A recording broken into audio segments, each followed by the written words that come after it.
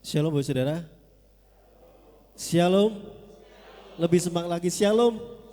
Puji nama Tuhan. Saat pagi hari ini kita boleh bersama-sama berkumpul kembali untuk beribadah. Mari kita mau siapkan hati kita. Kita bersama-sama bersyukur kepada Bapa kita. Karena kasihnya yang begitu luar biasa. Ku bersyukur Bapa.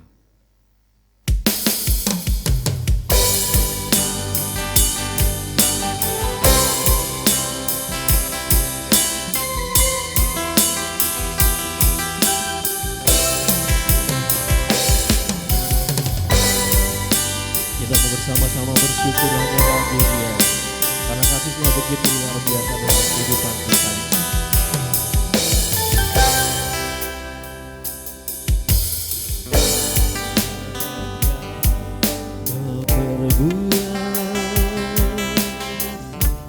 Di dalam hidup rasanya indah, yang sangat indah.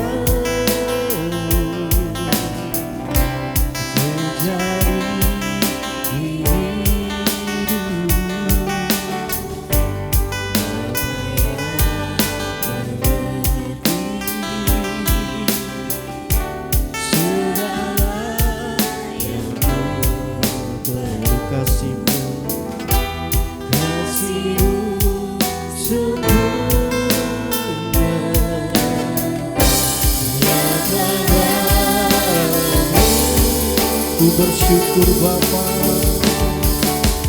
ku bersyukur Bapa, ku bersyukur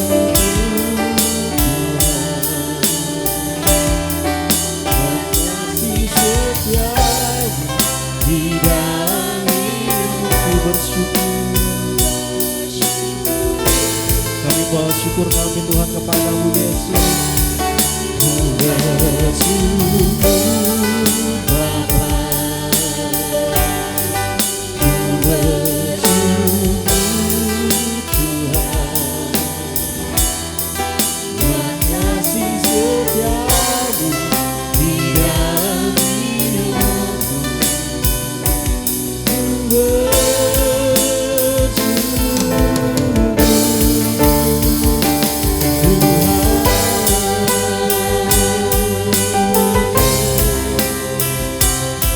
Ku bawa hati kami saat pagi hari ini Tuhan.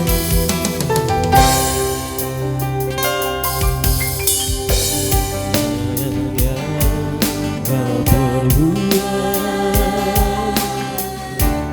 di dalam hidupku, yang sangat indah terjadi di hidupku. Apa yang mengerti segala yang ku kasihmu sempurna, sempurna nyata dalam hidupku. Ku bersyukur Bapa, ku bersyukur Tuhan, kasih setiamu di dalam hidupku. Ku bersyukur, ku bersyukur.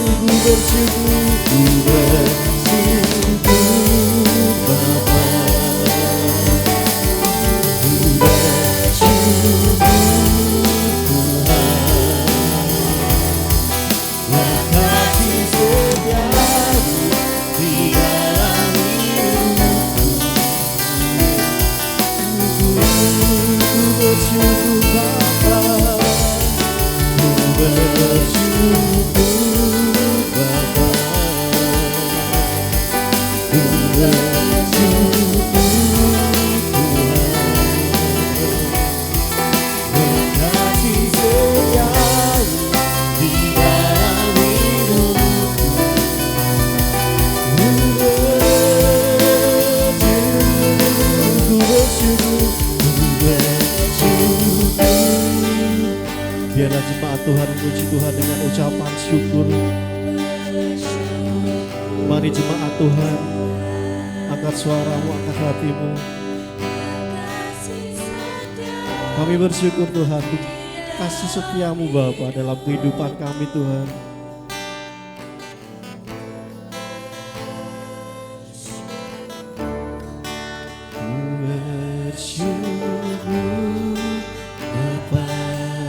Bawa hati kami Tuhan.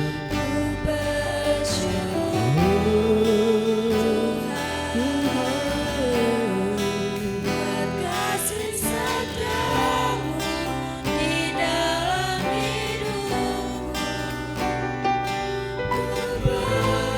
Sungguh kami bersyukur Tuhan. Ku bersyukur Bapa, bersyukur Tuhan, buat kasih setiamu di dalam hidupku. Ku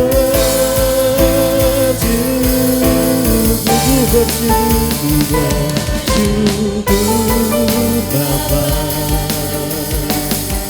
ku bersyukur buat kasih setiamu di dalam hidupku. Bersyukur, sahut undang gue sudah bangkit hidup tangan bersyukur. Ku bersyukur Bapa, ku bersyukur. Angkat hatimu, angkat suaramu.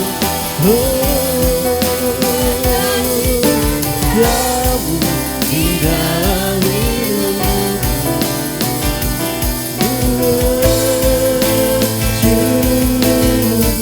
Ku bersyukur Bapa, ku bersyukur.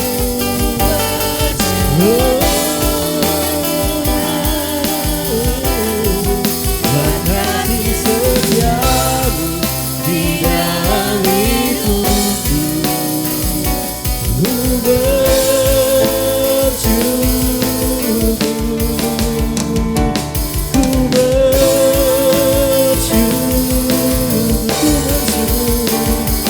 ku bersyukur,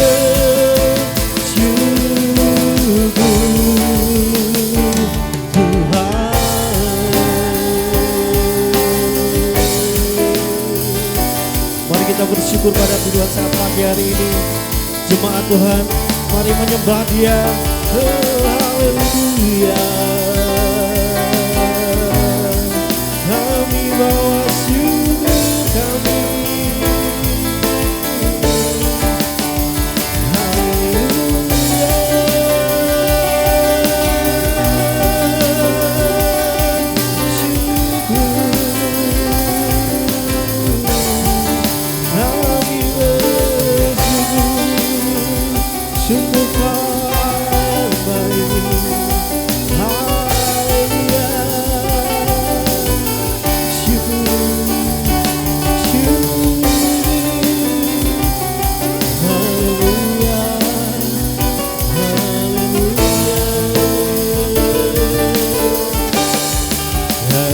Terbesar dalam hidupku, pengorbananmu yang selamatkanku.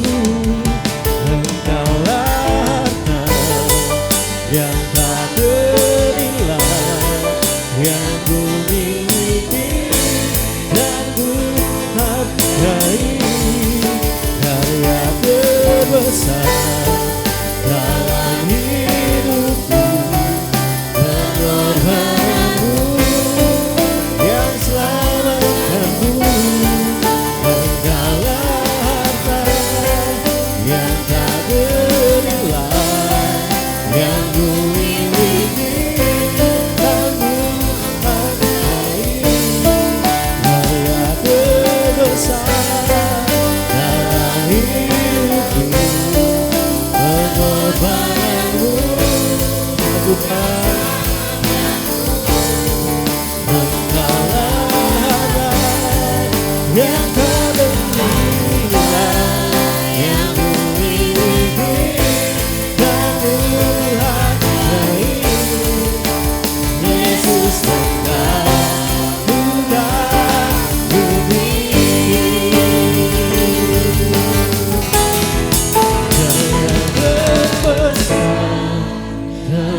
hidupmu ya Tuhan. Sungguh Bapa, karyamu yang luar biasa dalam kehidupan kami Bapa. Biarlah kami setia di dalam-Mu Tuhan.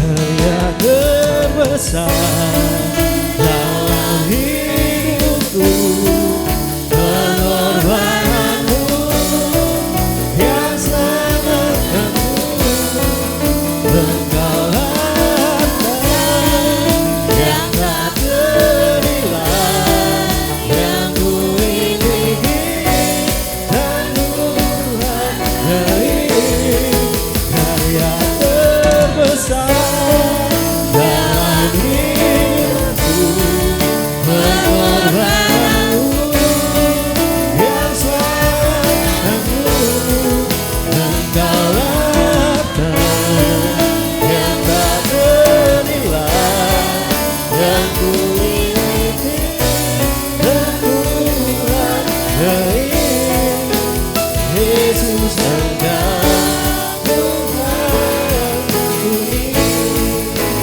Yesus Engkau Tuhanku, Yesus Engkau, Yesus Engkau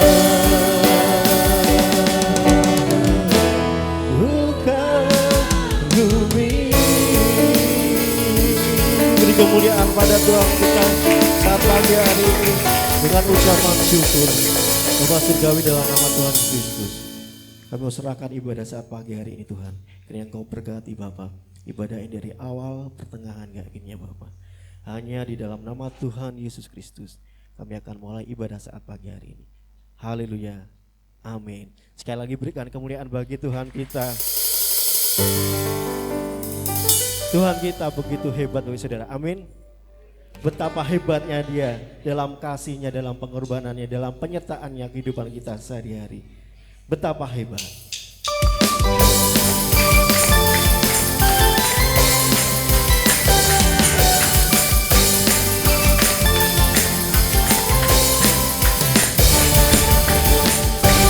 Berkuasa di bumi di surga bertata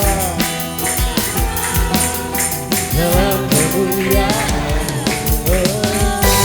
Dialah Tuhan Allah kita, namanya berkuasa, pembebas umatnya. Betapa hebat, betapa kuat dasarnya Allah kita. Dia percaya atas semua perbuatannya. Betapa hebat, betapa kuat dasarnya Allah kita. Dia bernama Yesus Raja Raja, Tuhan Allah kita. Dia yang berkuasa di bumi dan di surga. Dialah hanya Dia yang bertata, berkuasa di bumi di surga, berkuasa dalam kemuliaan. Dialah Tuhan Allah kita, namanya berkuasa, membebas umatnya. Betapa hebat, betapa kuat dasarnya Allah kita. Dia percaya atas semua perbuatannya. Betapa hebat, betapa kuat dasarnya Allah kita. Dia bernama Yesus Raja Raja, Tuhan Allah kita. Kita nyatakan bahwa Dia berkuasa di alam semesta ini.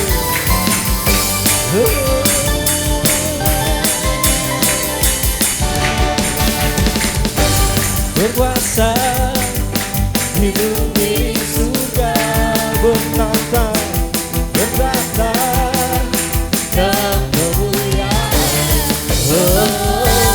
Dialah Tuhan Allah kita,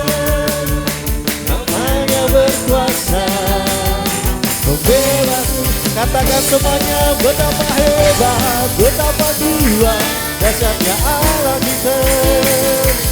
Dia percaya atas semua perbuatannya. Betapa hebat, betapa Tuhan, dahsyatnya Allah kita. Dia tenang, Yesus Raja segala raja. Betapa hebat, betapa Tuhan, amin. Dia percaya, amin. Betapa hebat, betapa Tuhan, dan Allah kita. Dia tenang, Yesus Raja segala raja. Tuhan Allah kita, Tuhan Allah kita. Tuhan Allah kita, sekali lagi katakan Tuhan Allah kita. Tuhan Allah kita, haleluya. Tuhan Yesus Allah kita yang menyelamatkan kita semuanya, amin. Dan biarlah kita menaruh percaya kita hanya baginya, amin. Hatiku percaya.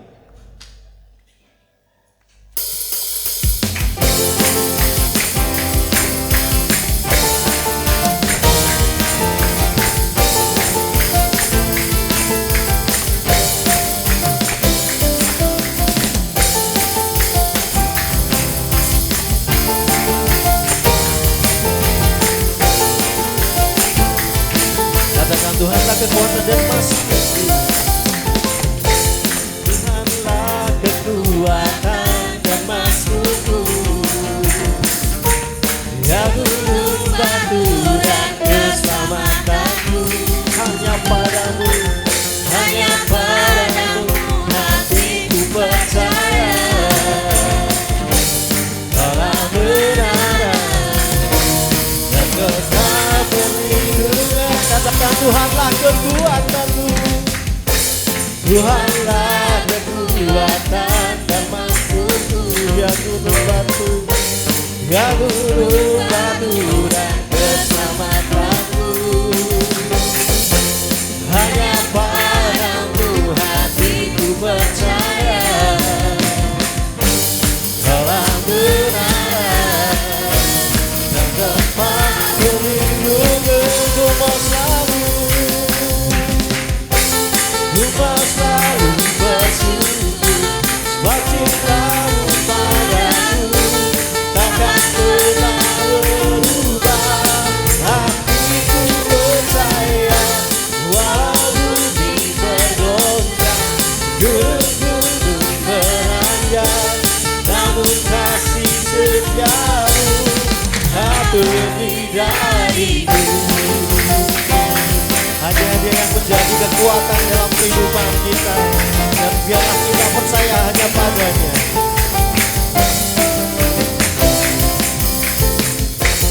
Tuhanlah kekuatan dan maskuku. Ya gunung batu, ya gunung batu dan keselamatanmu, hanya padamu. Katakan dengan iman, dalam benaran dan tempat perlindunganku mau selalu, ku mau selalu bersyukur, sebab cintamu padaku takkan pernah berubah. Hatiku percaya, walau bumi bergoncang, gunung-gunung beranjak, namun kasih setiamu tak pergi dariku. Ku mau selalu bersyukur, sebab cintamu padaku takkan pernah berubah. Hatiku percaya, walau bumi bergoncang, gunung-gunung beranjak, namun kasih setiamu tak pergi dariku. Ku mau selalu bersyukur, sebab cintamu padaku. Haleluya. Katakan dengan iman, hatiku percaya, Walau yes, gunung-gunung beranjak, namun kasih setiamu tak pergi dariku. Ku mau selalu bersyukur, bakti kamu padaku takkan pernah berubah. Hatiku percaya, walau bumi bergoncang, gunung-gunung beranjak, namun kasih setiamu tak pergi dariku. Namun setiamu tak pergi dariku. Kasih setiamu tak pergi dariku.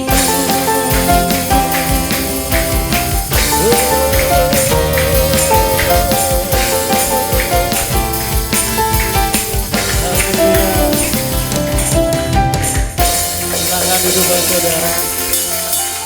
Kasih Tuhan tidak pernah lepas dari kita. Amin. Penyertaannya begitu luar biasa. Tiba saatnya kita akan memberikan persembahan, memberikan yang terbaik bagi Tuhan. Para pelayan kantong persembahan bisa mempersiapkan diri. Nanti akan pimpin dalam doa. Mari kita satu dalam doa. Tuhan Yesus, kami sudah memuji, memuliakan nama-Mu. Kami akan memberikan sedikit apa yang kami punya. Berkatilah tangan-tangan yang memberi ya Bapak. Terima kasih ya Bapak, terima kasih hanya di dalam nama-Mu kami berdoa. Haleluya, amin. Kita iringin satu pujian. Tiap orang harus tahu siapa Yesus. Dia penebus dalam kehidupan kita.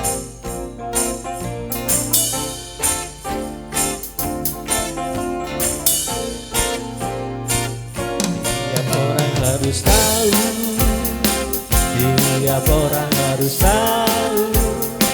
Tiap orang harus tahu siapa Yesus. Tiap orang harus tahu. Tiap orang harus tahu. Tiap orang harus tahu. Tiap orang harus tahu siapa Yesus. Yesus itu Tuhan kita.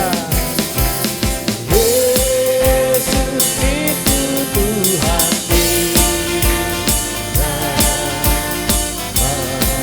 Maha kuasa dan benar.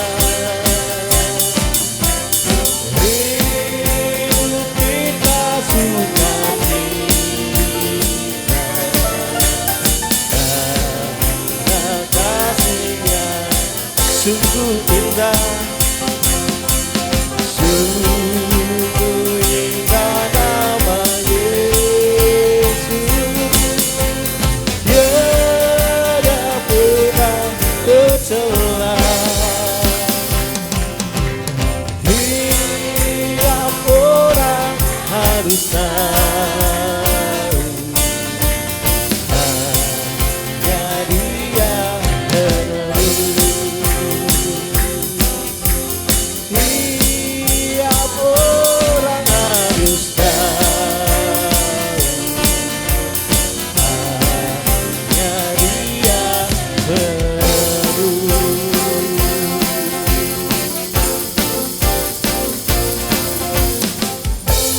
Hanya Yesus satu-satunya juru selamat dan penebus dalam kehidupan kita. Kita mau siapkan hati kita untuk mendengarkan kebenaran firman Tuhan. Kita mau renungkan kerinduan Tuhan dalam kehidupan kita, rindunya bagi kita.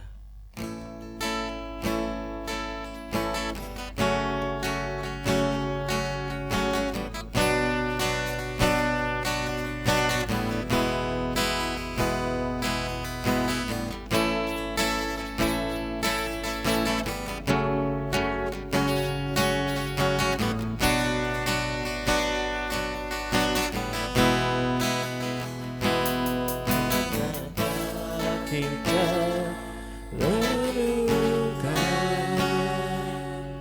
yang sudah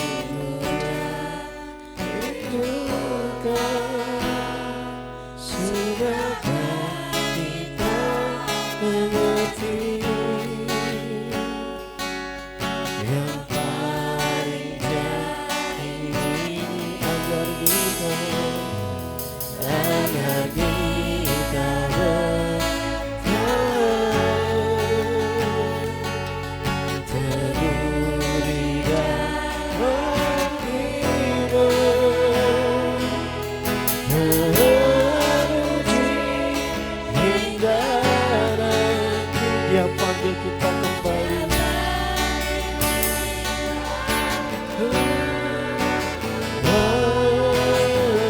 jadilah gua,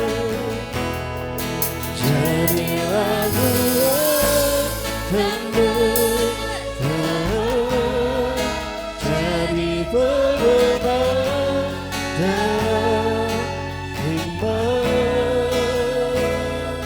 Tetap, katakan tetap setia padanya, jadilah saksi demi nama keselamatan dari Tuhan hingga dunia.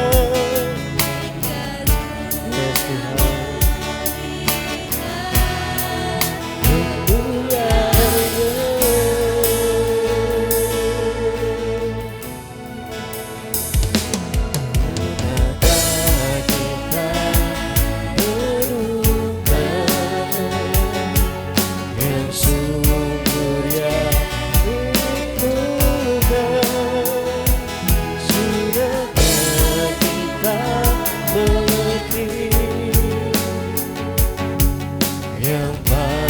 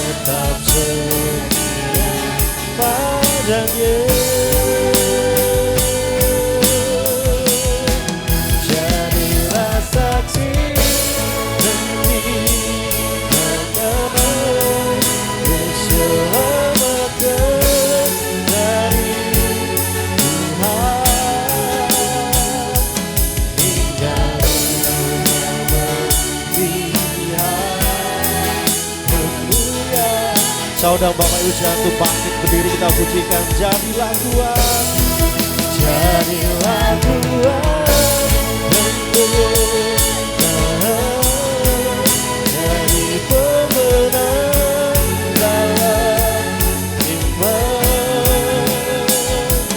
Tetap percaya, tetap setia padanya.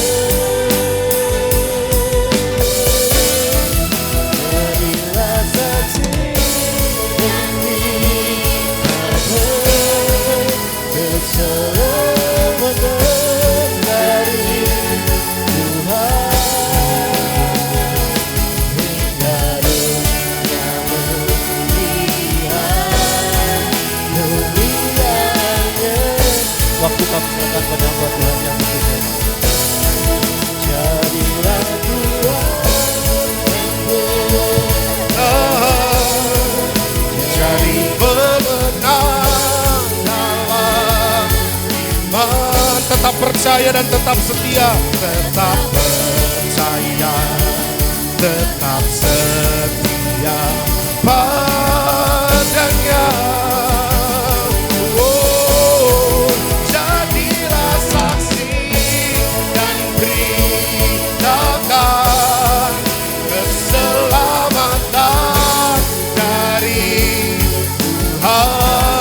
Dunia melihat, hingga dunia melihat kemuliaannya, hingga dunia melihat, hingga dunia melihat kemuliaannya, hingga dunia melihat kemuliaan-Mu Tuhan, hingga dunia melihat kemuliaannya. Haleluya. Mari kita bersatu di dalam doa.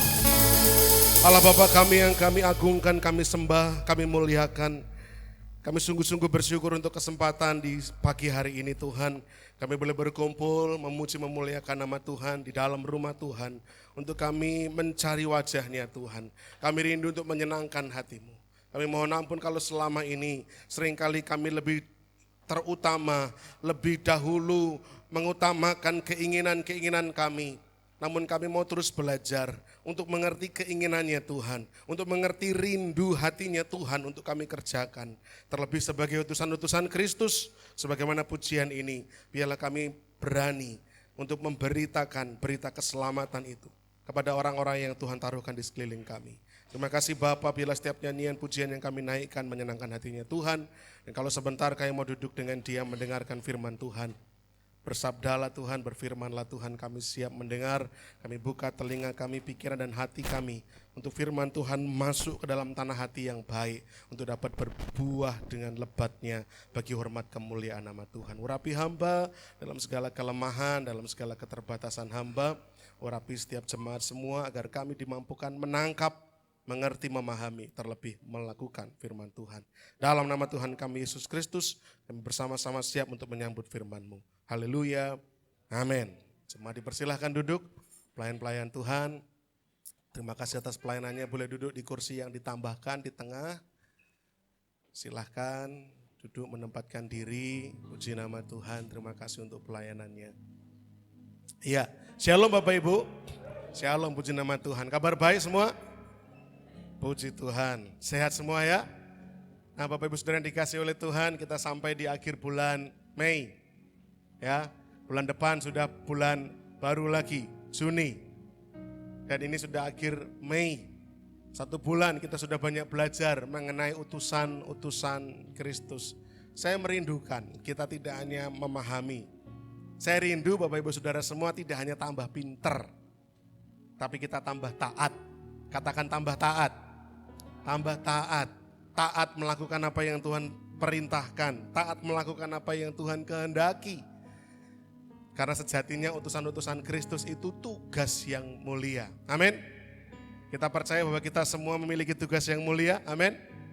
Nah Bapak Ibu Saudara, cepat saja saya akan mulai untuk mengakhiri pembahasan kita di bulan Mei ini.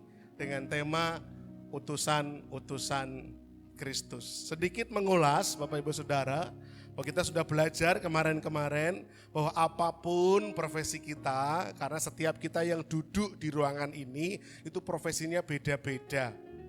Ada yang guru, ada yang pedagang, ada yang siswa, ada yang mahasiswa, apalagi ada yang staf, ada yang pekerja, macam-macam. Tapi kemarin-kemarin kita sudah belajar bahwa apapun profesi kita, identitas sebagai utusan Kristus itu tetap melekat. Kita bukan hanya anak-anak Allah. Kita tidak hanya dijadikannya anak, tapi bahkan kita mendapat kehormatan, dipercaya jadi mitra. Amin. Jadi mitra Bapak Ibu, partner, rekan kerja, utusan-utusan Kristus dalam satu tugas yang mulia, tugas yang besar, tugas yang menurut saya enggak main-main. Karena tugas ini juga yang dikerjakan Tuhan kita Yesus Kristus ketika semasa hidupnya di dunia. Yaitu mengabarkan kabar baik, menjadi pelayan pendamaian. Nah tugas itu sekarang dipercayakan kepada kita. Apapun profesi kita, identitas sebagai utusan Kristus tetaplah melekat. Yang kedua, bahwa tugas sebagai utusan Kristus itu adalah untuk memberitakan bahwa Allah mau berdamai dengan manusia. Kita tidak sedang menyampaikan bagaimana caranya supaya Allah mau berkenan. Bukan itu. Sekali lagi saya ulangi, kita tidak sedang menyampaikan gimana caranya supaya Allah berkenan sama kita. Bukan. Allah sudah berkenan untuk berdamai dengan manusia. Berita yang kita sampaikan adalah menopo panjenengan kerso nopo mboten. Kitanya tinggal menyampaikan itu. Allah mau berdamai dengan Bapak Ibu Saudara. Apakah Bapak Ibu Saudara bersedia berdamai dengan Allah. Sesederhana itu. Allah sudah mengampuni manusia. Bersediakah manusia menerima pengampunannya? Itu saja. Tugas kita menyampaikan berita bahwa Allah berkenan berdamai dengan manusia. Dan seorang utusan Kristus menyerukan berita pendamaian ini. Bukan dengan galak, bukan dengan maksa, bukan dengan sombong, tetapi dengan rendah hati, dengan kasih. Yang kemarin sedikit kita bahas, bahkan dengan memohon, dengan memelas. Mbok yo, berilah dirimu berdamai dengan Allah. Kira-kira itu yang bisa saya ulas dari apa yang sudah kita dengar beberapa waktu yang lalu. Nah, sebelum saya akan bahas khotbah penutup bulan ini, saya mau sampaikan dan menegaskan, mengulang sedikit, bahwa kita tidak akan pernah benar-benar mengkhotbahkan Kristus sampai kita mengkhotbahkan Kristus dengan hati yang hancur. Saya mau sampaikan bahwa utusan Kristus itu hatinya itu harus betul-betul nangis tentang jiwa-jiwa. Saya harus mengulang berkali-kali. Saya harus menyampaikan berkali-kali kepada panjenengan semua. Tanpa menangisi jiwa-jiwa, khotbah kita, kesaksian kita ampang, Pak. Ampang, Bu. Karena kita hanya menjalankan omong kosong. Kalau kita tidak sungguh-sungguh menangisi jiwa-jiwa. Maksud saya begini, kalau selama ini kita merindukan orang tua kita untuk anak-anak, pemuda-pemudi di tempat ini yang mungkin merindukan orang tuanya berdamai dengan Allah, merindukan orang tuanya percaya kepada Tuhan Yesus Kristus. Kalau hanya Pak mbok ke gereja, Bu mbok ke gereja, Pak ayo percaya sama Tuhan. Kalau hanya ngomong seperti itu tanpa kita tidak menangisi orang tua kita, ampang. Tangisan itu lahir dari hati yang hancur, hati yang sungguh-sungguh rindu bahwa mbok yao orang tuaku percaya pada Yesus. Orang tua yang merindukan anak-anaknya datang kepada Tuhan sama saja. Mbok kowe nang gereja to le, mbok kowe nang gereja to nduk gitu. Ayo to percaya sama Tuhan tanpa kita menangisi anak-anak kita. Ampang. Kita tidak akan pernah benar-benar bersaksi tentang Kristus sampai kita betul-betul menangisi jiwa-jiwa ini. Punya hati yang hancur tentang jiwa-jiwa ini. Seruan pendamaian itu bentuk kasih tertinggi seseorang. Kalau kita sungguh-sungguh mengasihi seseorang, bukan sekedar ngasih kado.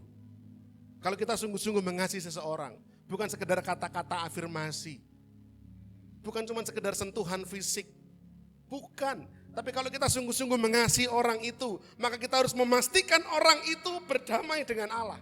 Amin. Karena apa yang kita kasih kepada orang itu sifatnya sementara.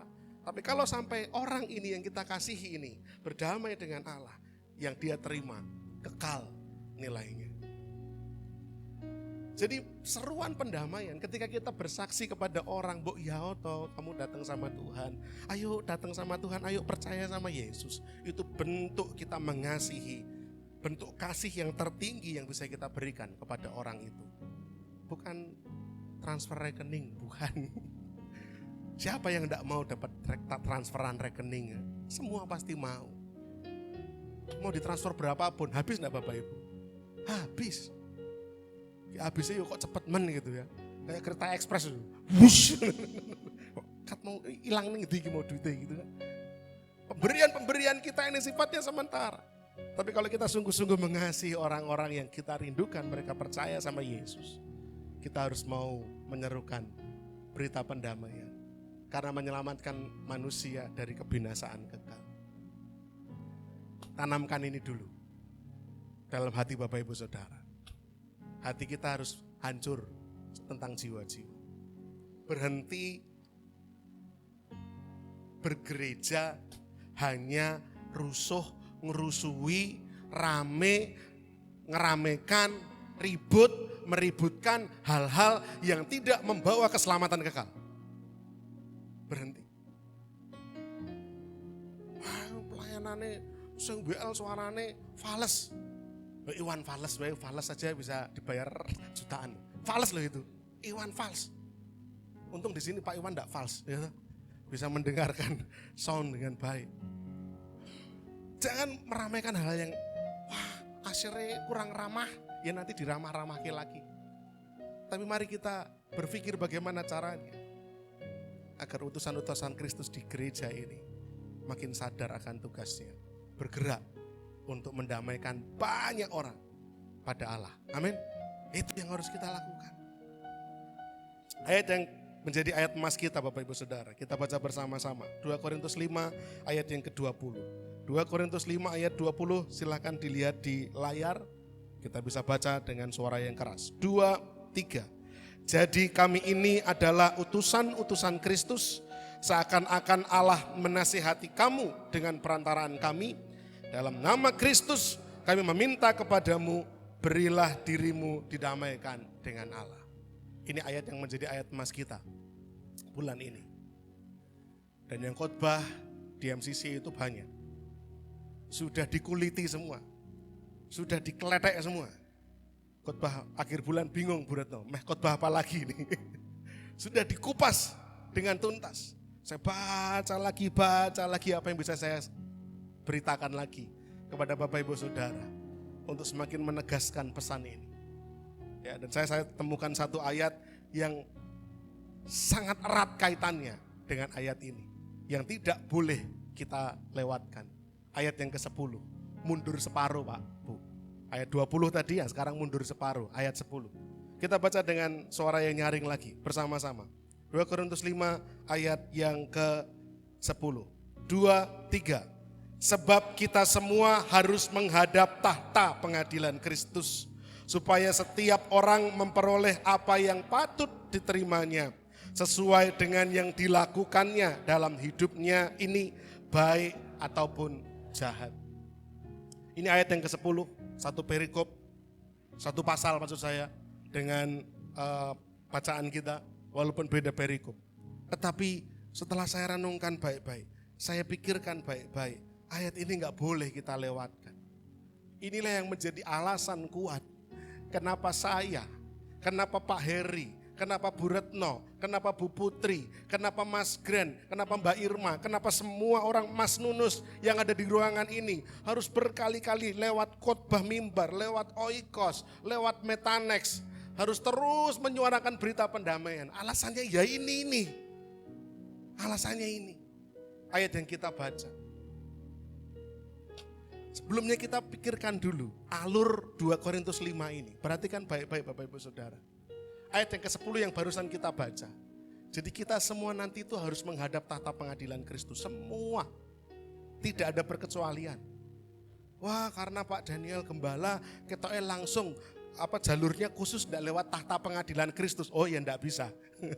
Tetap masuk antrian harus berhadapan dengan tahta pengadilan Kristus. Semuanya. Tidak terkecuali. Ayat yang ke-11. Nah kami ini tahu. Paulus tahu. Dan kita sebagai anak Tuhan tahu. Apa itu takut akan Tuhan. Kita tahu. Gimana kita hormat kepada Tuhan. Gentar kepada Tuhan. Kita tahu. Dan kita berusaha untuk meyakinkan orang. Juga untuk memiliki sikap hati yang sama. Takut akan Tuhan. Kita tahu gimana takut akan Tuhan itu. Dan tugas kita meyakinkan mereka, untuk mereka orang-orang ini juga takut akan Tuhan.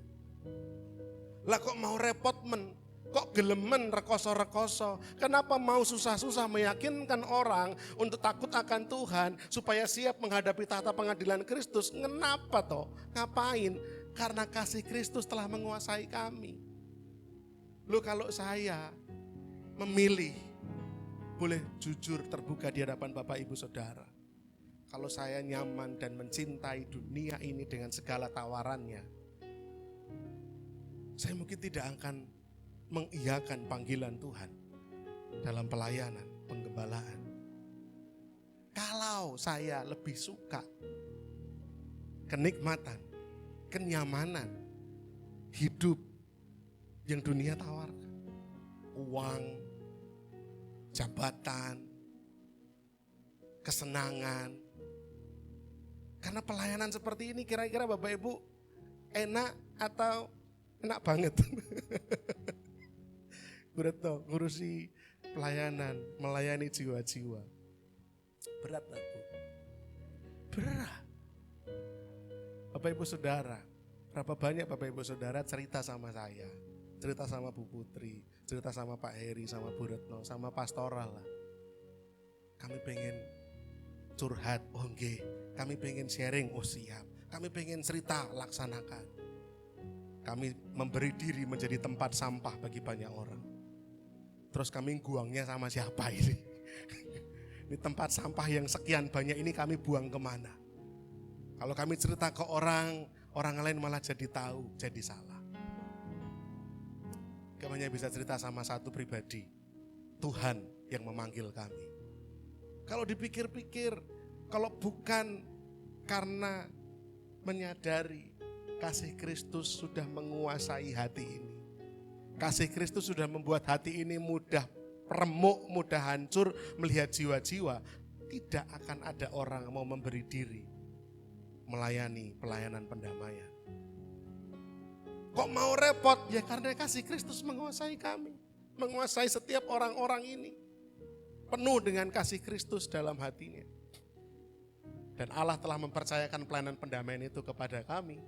Kami ini utusan-utusan Kristus. Ini alurnya. Nah ini gak boleh ditinggal. Ini menjadi alasan yang sangat kuat. Kenapa kita penting dan genting harus menyuarakan berita pendamaian. Karena semua orang harus menghadap tahta pengadilan Kristus. Jadi khotbah ini khotbah untuk menjawab pertanyaan ngapa toh? Kenapa toh? Mengapa demikian penting bagi kita ini orang-orang Kristen, jemaat Tuhan di MCC ini, para utusan Kristus? Kenapa begitu penting untuk kita bergerak menyerukan berita pendamaian? Kenapa? Ini yang mau dijawab lewat khotbah ini. Karena saya punya keyakinan, kalau Anda tahu, kalau Bapak Ibu Saudara tahu mengapanya, maka Anda akan bersedia mengerjakan bagaimananya. Gimananya, cara-caranya akan mudah kita kerjakan. Kita akan semangat melakukannya. Kalau kita tahu, oh betul kok kudu ngono. Kenapa toh kok harus? Kalau orang belum dikasih tahu, kenapa toh sepeda motor itu harus rutin diservis? Ya Mas Yonat ya, berapa banyak Mas Yonat itu kalau nyervis motor, buka katup oli, garing Bapak Ibu. Tidak ada oli yang netes. Bahaya itu. Apa yang terjadi kalau motor itu olinya habis Mas Yonat? Ngancing. Kalau sampai ngancing berarti overhaul, turun mesin. Turun mesin mahal atau murah? Kalau yang uangnya banyak, ya murah. Relatif ya Pak Heri ya, relatif. Kalau yang uangnya cepet, waduh turun mesin, itu mahal. Jadi dikasih tahu kenapa toh kok motor itu harus rutin ganti oli, ya supaya mesinnya baik, tidak ngancing. Kalau sampai ngancing, krek, apalagi kalau sudah remuk, patah, spare partnya mahal. Diberitahu, oh berarti ganti oli itu bukan cuma sekedar jadwal rutin, oh bukan, ada alasannya kenapa motor harus ganti oli. Begitu ya mbak-mbak di sini ya. Saya beritahu karena menurut survei yang paling jarang ganti oli itu mbak-mbak. Kalau mas-mas, bapak-bapak menika sampun kertos ganti oli gitu ya. Kalau mbak-mbak kadang-kadang pokoknya motor brrr aja gitu ya. Tahu-tahu terus, mas kok motorku metu ke bule ya gitu kan. Duh, dibuka itu olinya udah kayak karet, entul. Jadi kalau kita tahu kenapanya, kita menjalankan gimananya, kita menjalankan sesuatu itu dengan sadar, dengan sigap. Oh kalau saya nggak ganti oli, saya nanti bisa keluar uang banyak karena motor kena turun mesin. Overhaul. Saya harus lakukan sesuatu sebelum hal itu terjadi. Sama, khotbah ini akan menjawab kenapa kita harus mau repot-repot menyerukan berita pendamaian. Kenapa kita harus mau repot-repot jadi utusan Kristus? Kenapa? Yang pertama, karena tahta pengadilan Kristus itu nyata, bukan dongeng. itu nyata. Dan tidak ada yang bisa menghindar. Tahta pengadilan Kristus, wah ning kono aku tak melipir lewat kene rame lewat tahta pengadilan Kristus. Tidak bisa. Tahta pengadilan Kristus itu nyata dan tidak ada seorang pun yang bisa menghindari. Ayat yang ke-10 tadi, sebab kita semua harus menghadap tahta pengadilan Kristus. Kita apa? Halo? Semua. Semua itu berarti berapa persen? 100%. Lah masa anak-anak pun menghadap tahta pengadilan Kristus? Oh iya. Pendeta, gembala, majelis. Oh iya. Bapak Ibu Saudara, semua harus menghadap tahta pengadilan Kristus. Ini bukan ancaman. Bukan isapan jempol. Bukan isapan jempol. Ini adalah fakta eskatologis, fakta akhir zaman. Ketika nanti kita sudah selesai di dunia ini, semuanya akan antri menghadap tahta pengadilan Kristus. Siap-siap saja. Siapa pernah ke pengadilan? Bapak Ibu Saudara, siapa yang pernah ke pengadilan? Angkat tangan. 1, 2, 3, 4, 5. Di pengadilan itu suasananya senang, happy gitu ya, wah gitu kan. Atau serius, tegang. Saya pernah ke pengadilan untuk ngurusi perusahaan kami, hutang bisnisnya. Jadi ada satu perusahaan langganan kami yang bangkrut sehingga nggak bisa bayar hutang. Nah, masuk kurator. Kurator itu satu lembaga pihak yang ngurusi perusahaan yang pailit, kemudian diurus nanti baru supaya hutangnya itu bisa cair dan dibayarkan kepada orang-orang yang berhak itu. Kami datang ke pengadilan beberapa kali. Saya sempat ajak juga Mas Adi sama Mas Adris untuk menemani saya karena perjalanannya cukup jauh di Surabaya. Oh, itu tegang, rame Bapak Ibu. Duduk antri begitu di ruang sidang. Nanti begitu hakim datang, gimana Pak Heri kalau pengadilan itu? Semua langsung berdiri. Hakim datang, gitu kan. Hadirin diharap berdiri kita. Menghormati hakim yang memasuki ruang sidang. Hakim duduk, kita dipersilahkan duduk. Dibacakan urut-urutan. Kemudian begitu ada yang hakim membacakan segala macamnya, kemudian ada salah satu pihak perusahaan yang kemudian nggak terima. Dia katakan, wah kami tidak terima Pak Hakim, gini. Langsung diketok, dok, harap tenang. Tegang, suasana tidak seceria khotbah pagi hari ini. Walaupun khotbah ini juga nggak ceria-ceria banget, ya. Tapi tidak bisa santai.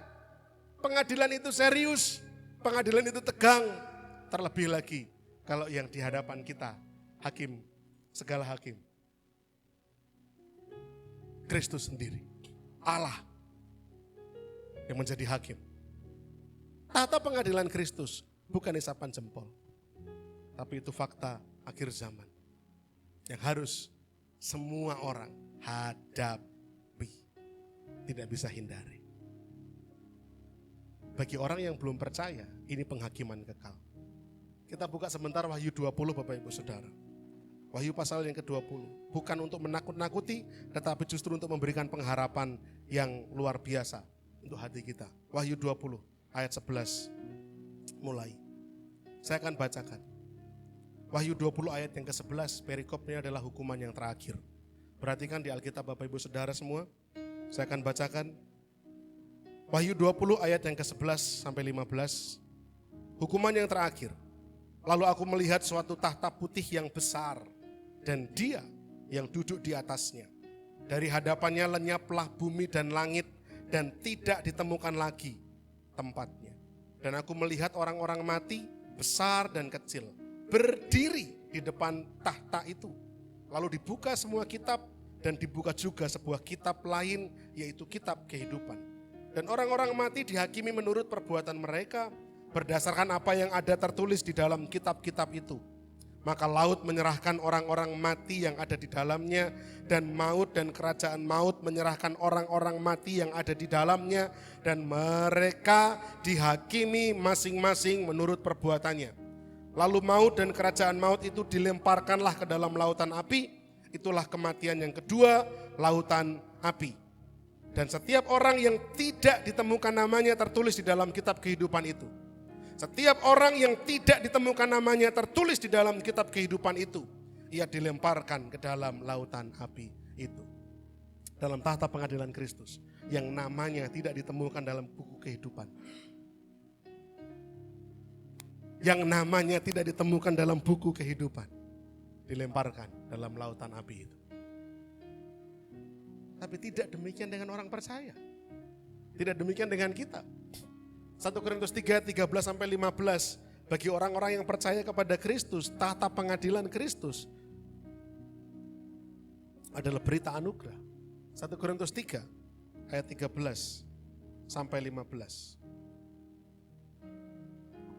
Rasul Paulus menuliskan kepada jemaat di Korintus demikian. 1 Korintus 3, 13-15. Sekali kelak pekerjaan masing-masing orang akan nampak. Karena hari Tuhan akan menyatakannya. Sebab ia akan nampak dengan api dan bagaimana pekerjaan masing-masing orang akan diuji oleh api itu. Jika pekerjaan yang dibangun seseorang tahan uji, ia akan mendapat upah.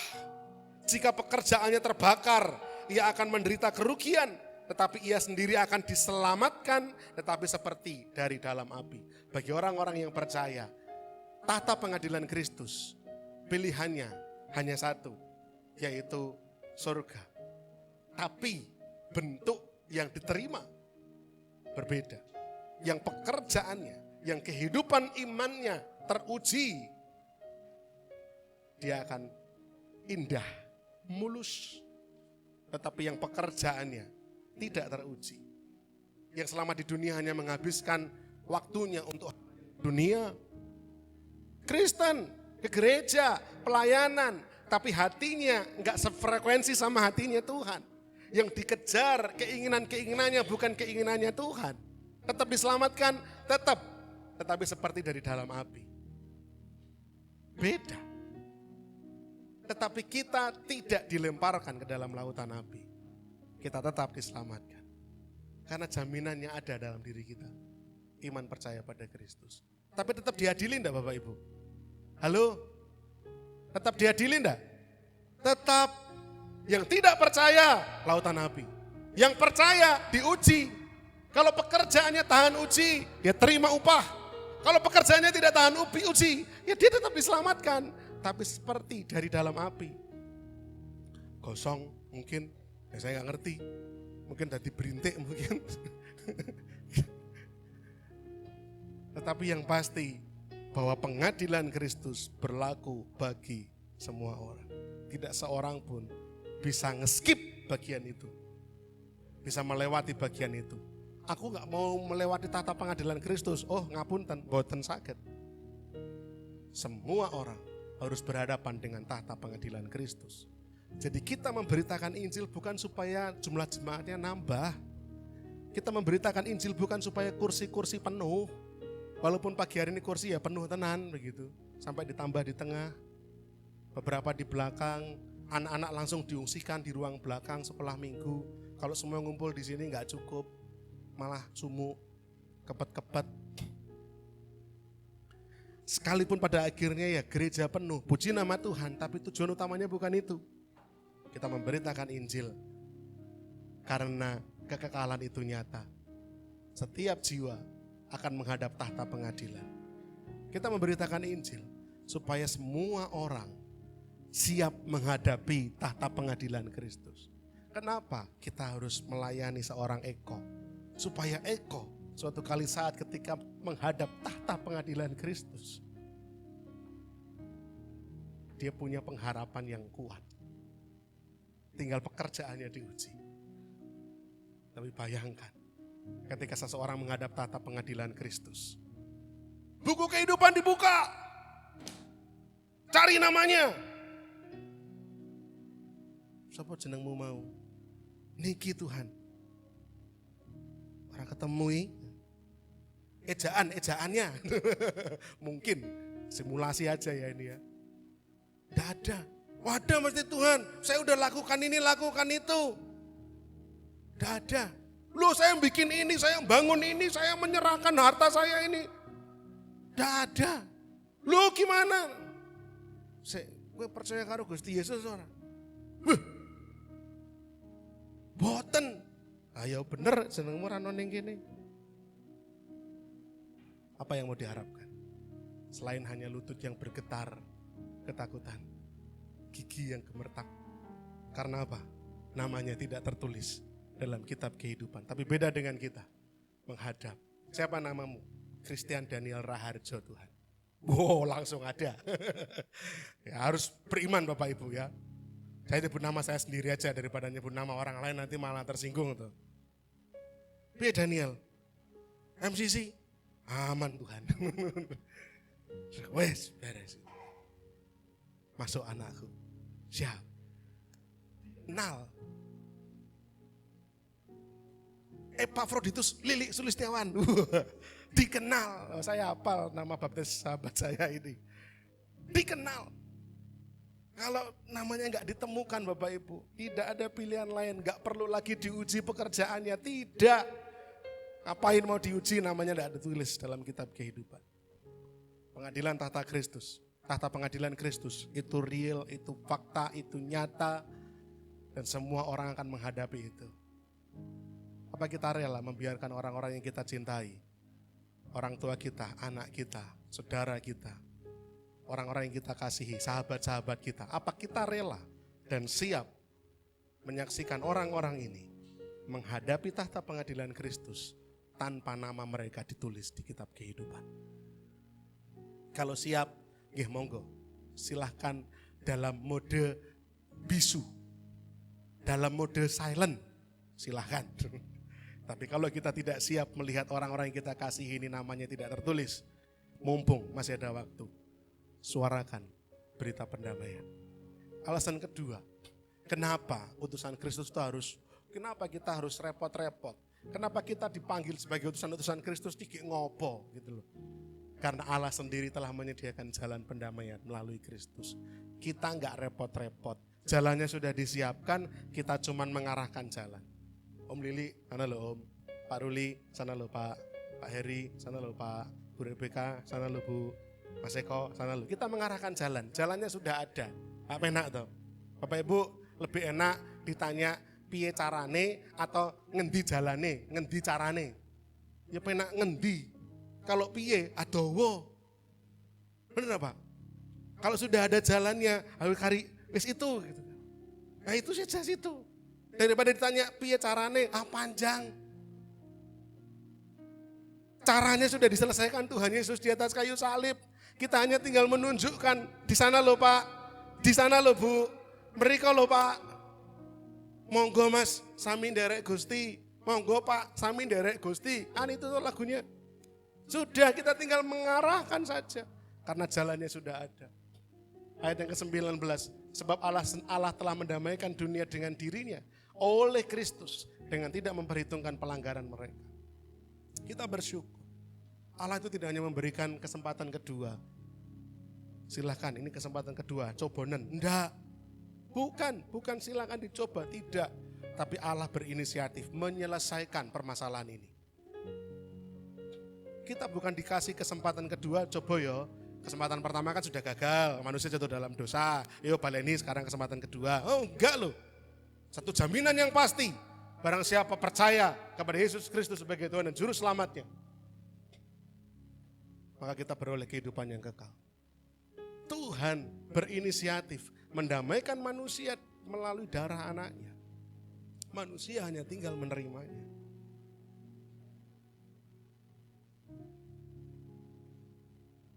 Makanya saya senang seorang hamba Tuhan pernah menulis begini. Saya tidak bisa memberitahu bagaimana Anda mencapai keselamatan. Karena keselamatan bukan dicapai, tapi keselamatan itu diterima. Tapi mungkin karena saking gampangnya orang jadi gak percaya ya Pak. Kok gampang men toh? Mosok percaya Yesus selamat. Wong sing selamat wae karuan percaya Yesus. Alah piye iki? Maksudnya namanya selamat itu loh ya. Biar nggak tegang Bapak Ibu Saudara. Mosok percaya Tuhan Yesus bisa selamat begitu saja? Semudah itukah?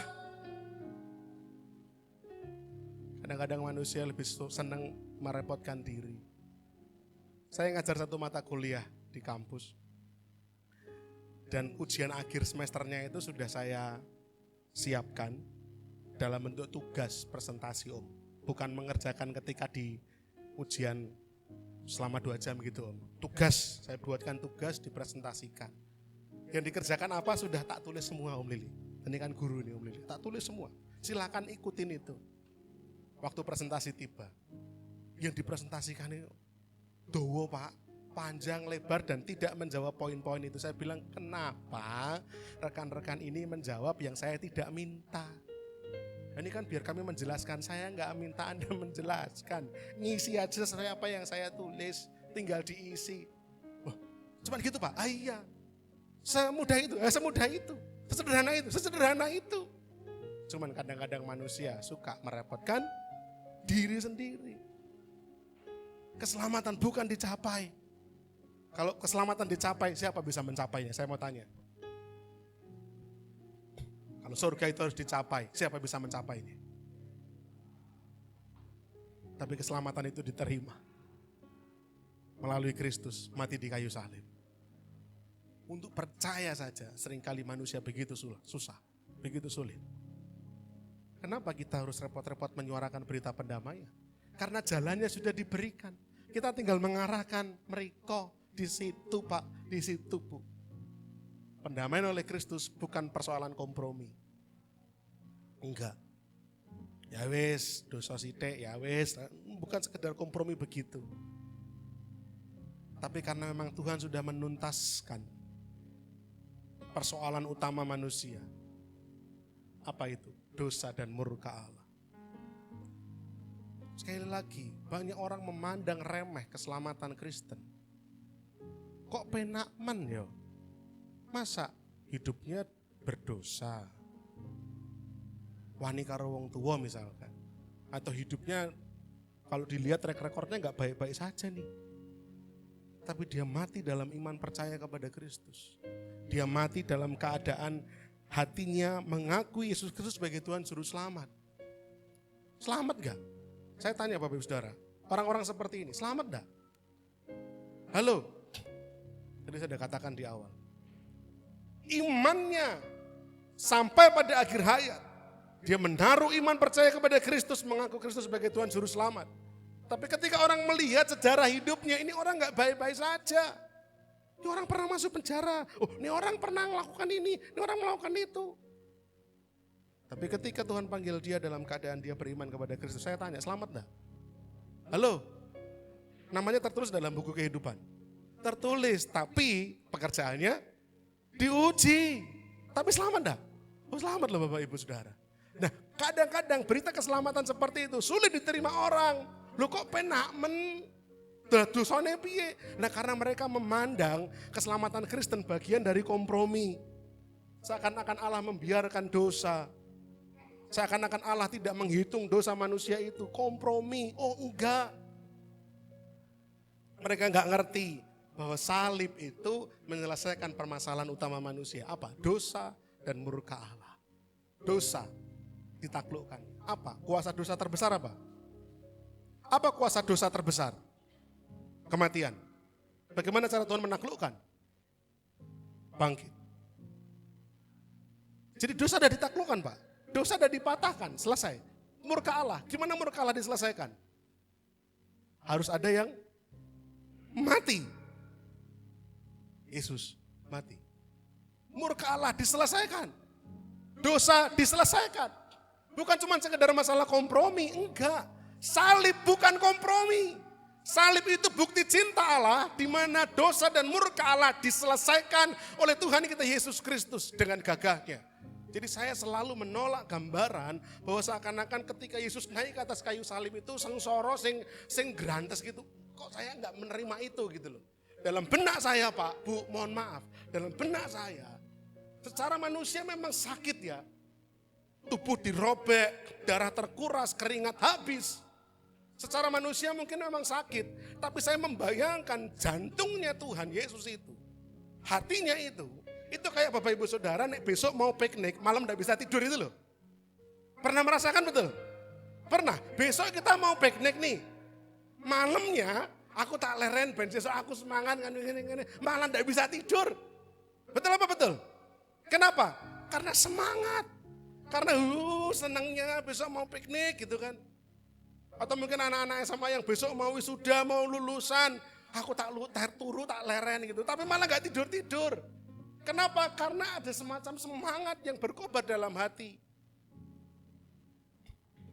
Bukan karena saya kemarin pulang, masuk rumah sakit, siang pulang, malam. Mau pikir saya itu ban saya gak sakit gitu ya Bapak Ibu. Saya minum imbus malam. Ayo kancilan Bapak Ibu. Imbus kok diminum malam-malam ya. Saya mikir, kok aku rasa turut gitu kan. Saya capek loh, 4 hari di rumah sakit itu kan. Tuhan kok aku gak bisa tidur tuh. Gelibuk. Saya ingat-ingat, oh lah saya minum imbus. Tepat sebelum tidur. Pikiran polos saya biar daya tahan tubuh bagus. Gitu kan. Tapi malah gak bisa tidur. Karena vitaminnya bekerja. Sama halnya saya pikir ya, ketika Anda piknik, antusias, semangat, adrenalin bekerja. Saya yakin Yesus ketika menyongsong puncak Kalvari itu, mungkin manusianya, tubuhnya lemes. Tapi hatinya itu, delok kas rampung. 33,5 tahun aku hidup di dunia. Saya membayangkan Yesus berpikir, 33,5 tahun aku hidup di dunia ini, menantikan puncak kemenanganku. Apa kui? Kalvari. Saya tidak bisa menerima gambaran Yesus, aduh kesel aku, enggak. Dia menyongsong Kalvari itu dengan sebentar lagi. Sebentar lagi manusia dan Allah cintanya berpadu lagi. Itu enggak main-main. Dan itu selesai.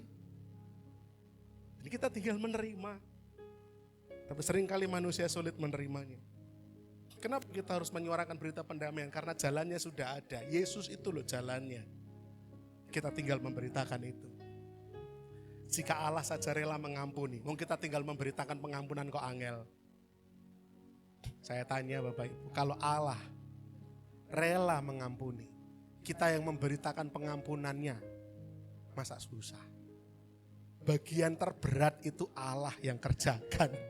Bagian kita cuma bersuara, Tuhan bersedia, ayo datang sama Tuhan. Kok ngunci? Mulutnya perlu diturun mesin ya Mas Yonat ya. Ngancing, ngunci. Kita gak mau bersuara. Allah sudah melakukan bagiannya untuk mengampuni. Kita tinggal memberitakan. Seruan kita ini bukan bentuk ancaman. Ayo datang sama Tuhan. Berilah dirimu berdamai dengan Allah. Ini bukan seruan ancaman. Tapi ini adalah undangan yang penuh harapan. Seakan-akan kita ngomong sama orang. Misalkan nih, saya melayani siapa ya? Vincent misalkan. Dari sekolah minggu, remaja, bahkan hingga menjadi rekan pelayanan. Segala bentuk pelayanan saya, kalau diterjemahkan dalam sebuah kalimat, kira-kira kalimatnya ini. Sen, kamu gak perlu cemas dan khawatir di hadapan tahta pengadilan itu ya Sen. Karena Kristus telah menjadi jalan agar kamu Sen dibenarkan di hadapan Allah. Intinya itu. Segala bentuk pelayanan kita, upaya kita mendamaikan orang tua kita dengan Tuhan, kakak kita, anak kita mendamaikan dengan Tuhan. Kalau bisa disingkat, diringkas dalam satu kalimat, kira-kira ya ini kalimatnya. Kenapa toh saya sampai mau, kenapa Bapak Ibu Saudara harus sampai rela-rela menjadi utusan Kristus dan memberitakan berita keselamatan ini. Mbok kowe percaya tak karo Gusti Yesus, kenapa toh? Supaya orang itu tidak perlu cemas dan khawatir menghadapi tahta pengadilan Kristus, karena Kristus sudah menjadi jalan bagi mereka untuk dibenarkan sama Allah. Jadi siapapun tadi yang berdiri di hadapan tahta pengadilan, siapa namamu? Daniel Kristiawan misalnya. Dicek namanya, ada, masuk anak. Siapa namamu? Dicek namanya, ada tertulis. Pekerjaan kita diuji, kita terima upah. Bapak Ibu Saudara, ini bukan isapan jempol. Karena tata pengadilan Kristus itu fakta. Emang gak percaya? Nanti dibuktikan ya. Kalau kita udah sama-sama sampai sana, nanti kita ketemu saling cerita. Dalam tahta pengadilan Kristus aman, aman. Wong bisa ketemu masuk ya toh. Ya. Salib adalah tempat pengadilan dan kasih bertemu. Salib itu pengadilan Allah dan kasih Allah bertemu di sini. Sehingga kita yang percaya kepada karya Kristus berani berdiri di hadapan tahta pengadilan Kristus tanpa rasa cemas, tanpa rasa khawatir. Inilah kenapa gereja ini berdiri. Kenapa gereja ini ada untuk menyuarakan berita pendamaian ini sekencang-kencangnya, sekeras-kerasnya. Yang penting itu, Bapak Saudara hidup berdamai dengan Allah, percaya kepada Yesus Kristus, dan menjadi duta-duta utusan-utusan Kristus. Yang ketiga, yang terakhir, kenapa kita harus ribet-ribet jadi utusan Kristus? Karena kasih Kristus telah menguasai, telah mengutus dan meremukkan hati kita. Kenapa? Ya karena tadi itu, Kristus sudah menguasai hati ini. Hati ini kalau ngomongin tentang Yesus, tentang jiwa-jiwa, hati ini sudah seperti berkobar, membara. Karena Kristus menguasai hati ini. Jadi saya mau cerita, jadi saya mau bersaksi. Saya ulang lagi. Yang pertama tadi, kenapa Bapak Ibu Saudara harus repot-repot jadi utusan Kristus? Yang pertama, halo? Karena tahta pengadilan Kristus itu nyata. Enggak seorang pun bisa melewati itu semua. Ngeskip enggak bisa. Semua orang. Kalau kita mau orang-orang yang kita kasihi berdiri dengan berani di depan tahta pengadilan Kristus, jangkau mereka. Yang kedua, kenapa kita harus repot-repot jadi utusan Kristus? Karena jalannya sudah jelas. Kristus yang jadi jalan itu. Kita cuma menunjuk arah. Ke sana loh. Ke sana ya. Rono. Dan yang ketiga, kenapa kita harus repot-repot jadi utusan-utusan Kristus? Karena hati kita ini sudah dikuasai kasih Kristus. Kalau sudah dikuasai cintanya Yesus, sudah. Kita pasti akan memberikan segalanya. Karena hati ini penuh dengan kasih Kristus. Sebab kasih Kristus yang menguasai kami, ayat yang ke-14. Rasul Paulus tidak terdorong oleh ambisi pelayanan. Kalau Bapak Saudara melayani Tuhan, dorongannya ambisi, lelah, capek. Tapi kalau kita melayani Tuhan, melayani jiwa-jiwa, dorongannya adalah kasih yang menguasai hati, kasih Allah, kasih Kristus yang menguasai hati kita. Kita akan terus bergelora melayani jiwa-jiwa, menjangkau jiwa-jiwa. Karena hati ini penuh dengan kasih Kristus. Itu bahan bakarnya. Oleh kasih itulah Paulus bisa berkata, kami memohon kepadamu, ayat yang ke-20. Kalau bukan karena kasih, ngapain? Makanya Paulus itu berkata, aku cemburu rohani telah mempertunangkan kamu dengan Kristus. Dia cemburu rohani. Maksudnya gimana kok cemburu rohani? Karena kecintaannya pada Kristus. Kasihnya Kristus yang dia terima. Dia harus bagikan itu kepada sebanyak mungkin orang.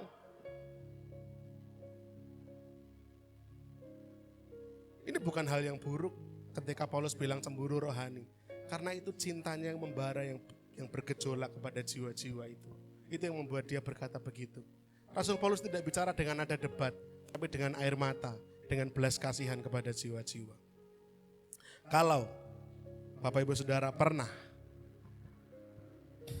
menjumpai seseorang yang begitu peduli dengan kehidupan rohani Bapak Ibu Saudara, Anda berhutang pada orang itu. Kalau Bapak Ibu Saudara pernah menjumpai seseorang yang begitu peduli dengan kehidupan kerohanian Anda, orang itu telah berjasa dalam hidup Anda. Kenapa? Karena hatinya dipenuhi kasih Kristus dan membawa Anda untuk mau percaya, berdamai dengan Allah. Untung ada orang-orang ini. Untung ada orang-orang itu. Jika kita sungguh percaya bahwa kasih Kristus telah mengampuni dan menyelamatkan kita, maka kita tidak bisa berdiam diri. Gak bisa. Mulut ini akan terus bersuara terhadap orang-orang yang belum mengenal pendamaian itu. Kita akan terus ngomong. Kita akan terus ajak. Kita akan terus ingatkan mereka, beri dirimu. Dengan bahasa-bahasa yang tentu sederhana ya.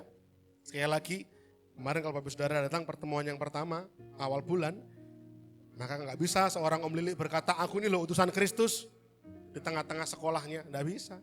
Om Lili hanya bisa melakukan, menunjukkan profesionalisme, kredibilitas, kejujuran, integritas, segala hal yang baik, segala hal yang bisa membawa orang-orang di sekolahnya Om Lili pada akhirnya melihat pribadi Kristus dalam diri beliau. Itu yang kita lakukan. Jadi kita nggak bisa berdiam diri.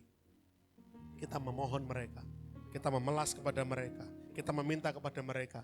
Bukan karena kita lemah, karena kita tahu jiwa yang nggak berdamai dengan Allah akan binasa. Jiwa yang nggak berdamai dengan Allah akan menghadapi tahta pengadilan Kristus dan tidak bisa luput dari penghukuman kekal. Siap melihat orang-orang yang kita kasihi masuk dalam penghukuman kekal. Kalau tidak siap, mari jadi utusan Kristus yang terus menyuarakan berita pendamaian.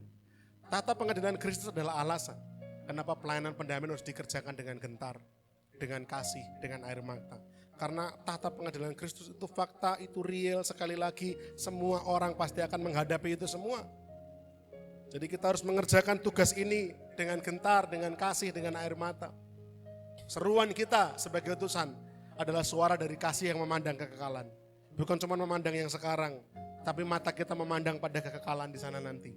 Agar tidak ada satupun jiwa berdiri sendirian tanpa juru selamat. Itu aja tujuannya. Ngopo toh kok saya begitu rewel? Om Pandu, ayo Om gitu. WA, komunikasi, ngelengke, supaya suatu kali saat ketika Om Pandu berhadapan tahta kasih karunia, berhadapan tahta pengadilan Kristus, tidak sendirian, tapi ada juru selamat. Ada pembela, yaitu Yesus Kristus. Itu tujuan utama kita. 3 alasan utama ini kiranya boleh sungguh-sungguh menguatkan semangat Bapak Ibu Saudara. Mulai hari ini, jangan berdiam diri ya. Jadilah orang Kristen yang tidak hanya memikirkan keinginan-keinginan kita sendiri. Tuhan, daganganku mbok ben rame tuh Tuhan. Tanpa kita meminta, Tuhan sudah siapkan. Tuhan, mbok anak-anakku loh Tuhan, biar sekolah yang baik. Tanpa kita meminta, Tuhan rencanakan yang terbaik. Boleh enggak toh berdoa meminta keinginan-keinginan itu? Oh tentu saja boleh. Tentu saja boleh, tidak dilarang. Tapi kalau Bapak Ibu Saudara percaya bahwa Tuhan kita itu Bapa yang baik, bahkan Dia tahu sebelum kita menuntutnya. Amin. Oleh karena itu sekarang penuhi pikiran Bapak Ibu Saudara. Bukan untuk apa yang bisa saya proposal saya yang saya sodorkan sama Tuhan. Bukan. Tapi apa keinginan-keinginan Tuhan yang bisa saya penuhi lewat hidup saya. Salah satunya menjadi utusan Kristus. Pembawa berita pendamaian. Ingat, setiap kita harus berdiri menghadap tahta pengadilan Kristus. Gak ada seorang pun yang lolos. Mari kita menyerukan tentang Yesus Kristus, jalan pendamaian itu, agar makin banyak yang diselamatkan. Saya rindu terus Tuhan tambahkan, bukan untuk jadi jemaat. Pernahkah saya ribet? Siapa jemaat MCC, siapa bukan? Pernah saya ribet seperti itu? Tidak pernah Bapak Ibu. Coba periksa, yang mungkin dari awal pernah di sini. Pak Diki deh yang dari awal, Pak Andreas dari awal, Bu Kristiani, pernah enggak saya rame tentang yang jemaat yang mana tuh? Siapa jemaat MCC? Enggak. Saya enggak memusingkan hal itu. Saya hanya pikirkan satu hal, makin banyak jiwa-jiwa yang mengenal Kristus. Datang sekali 2 kali di sini dilayani, yang penting habis itu seumur hidupnya percaya sama Yesus, itu sudah lebih dari cukup. Bapak Ibu Saudara, kita bukan cuma ngumpulin jemaat, kita sedang membawa banyak orang berdamai dengan Allah. Semangat.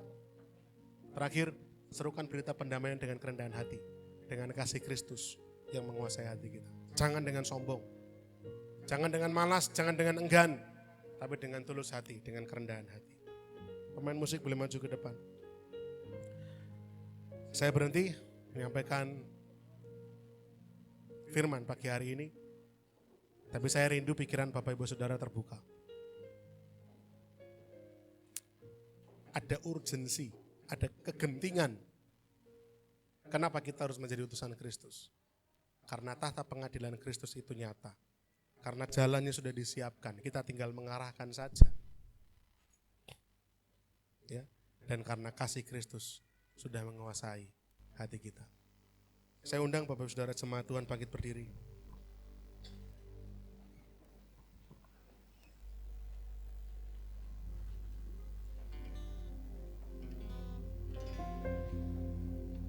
Makasih Tuhan. Kita akan naikkan pujian mahkota kehidupan. Mari kita datang kepada Tuhan dengan hati dan pikiran yang terbuka. Takkan pernah ku sesali mengiring Yesus sepanjang hidupku, lewati lembah air mata, ku saksikan kemuliaan-Mu dinyatakan.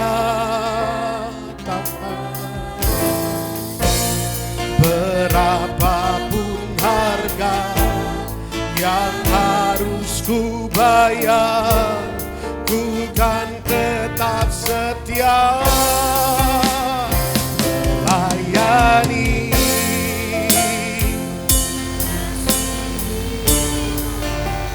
Mengiringmu seumur hidupku,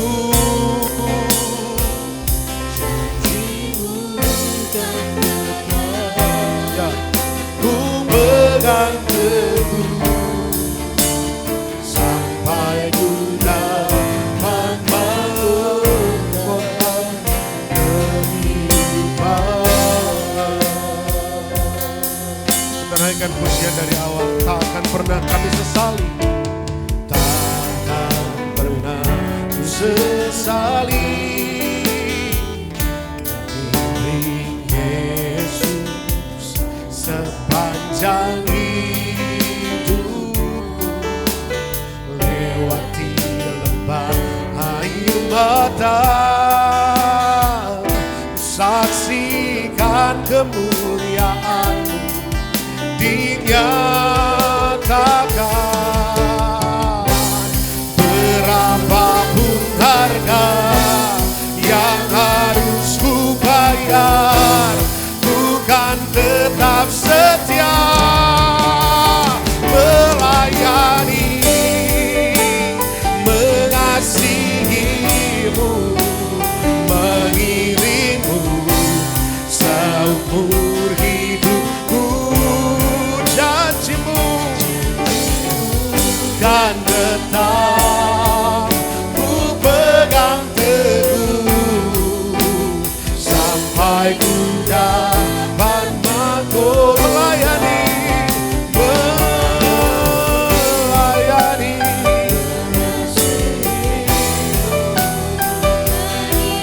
Amin. Seumur hidupku, janji-Mu kan tetap ku pegang teguh sampai ku dapat mahkota kehidupan. Sekali lagi mari kita katakan bersama-sama, melayani, mengiring-Mu, janji-Mu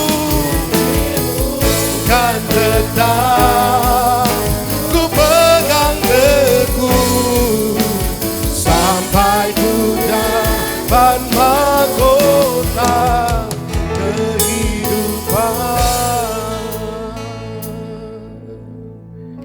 Beri kami hati sebagaimana hati-Mu yang memandang jiwa-jiwa dengan hati yang hancur. Beri kami hati seperti hati-Mu Tuhan, yang menangisi mereka yang belum percaya kepadamu, mereka yang hidupnya jauh dari Tuhan. Beri kami hati seperti itu. kasih Bapa. Roh Kudus jamah setiap hati jemaat Tuhan. Agar pulang dari tempat ini sungguh-sungguh menyadari kami ini duta, kami ini utusan, menyandang kehormatan dan kepercayaan yang besar untuk membawa semua orang mengenal Engkau, supaya ketika suatu kali saat nanti mereka berdiri di hadapan tahta pengadilan Kristus, mereka bisa berdiri dengan sukacita, dengan pengharapan yang kokoh di dalam. Terima kasih Tuhan. Mari angkat kedua tangan kita di hadapan Tuhan. Tanda komitmen kepada Tuhan. Melayani, mengasihimu, mengiringmu. Saya mohon dengan hormat Bapak Pendeta Heri Sasono untuk meneguhkan firman Tuhan dalam doa.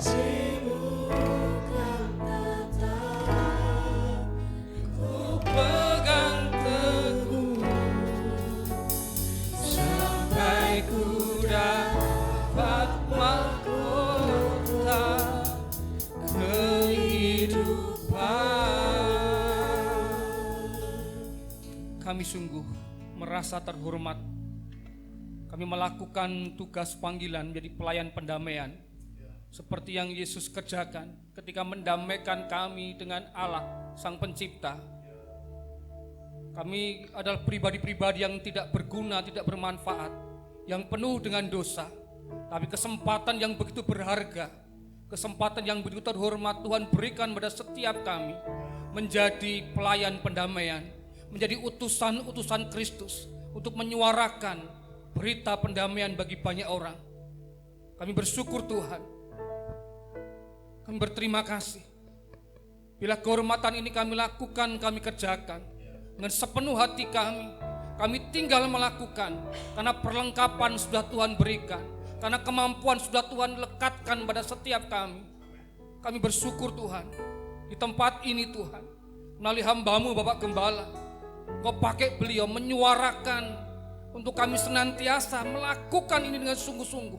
Karena ini penting, urgent bagi banyak orang yang belum mengenal Kristus. Kami tidak mau Tuhan, orang-orang di sekitar kami, dalam lingkup pengaruh kami, mereka tidak mendengar berita pendamaian ini. Kami rindu Tuhan. Tidak sekedar kami Tuhan mendapatkan berita pendamaian dan kami didamaikan, tapi kami rindu orang-orang di sekitar kami mengalami hal yang sama seperti yang kami lakukan. Terima kasih Tuhan. Kehormatan yang sungguh luar biasa. Berkati, urapi lebih lagi hamba-Mu Bapak Gembala Daniel Raja Tuhan. Terus mulutnya menyampaikan tentang hal ini, agar kami jemaat di tempat ini semakin bergairah melakukan, menjadi utusan-utusan Kristus. Terima kasih Bapa, terima kasih Tuhan buat firman-Mu yang begitu luar biasa. Di dalam satu nama Tuhan kami Yesus Kristus kami berdoa dan mengucap syukur. Haleluya. Amin.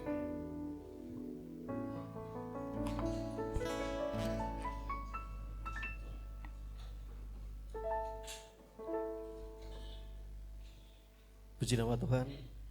Firman Tuhan yang sangat luar biasa memberkati setiap kita, dan biarlah setiap kita dimampukan Roh Kudus untuk melakukan kebenaran firman Tuhan, dan yakinlah bahwa Tuhan menyertai kita sampai akhir zaman. Amin. Tiba saatnya kita akan berikan persembahan untuk pembangunan gedung gereja JKMCC Gerdu Gerakan 2000. Kita mau sama-sama katakan, nyanyikan, pujikan, tiap orang harus tahu.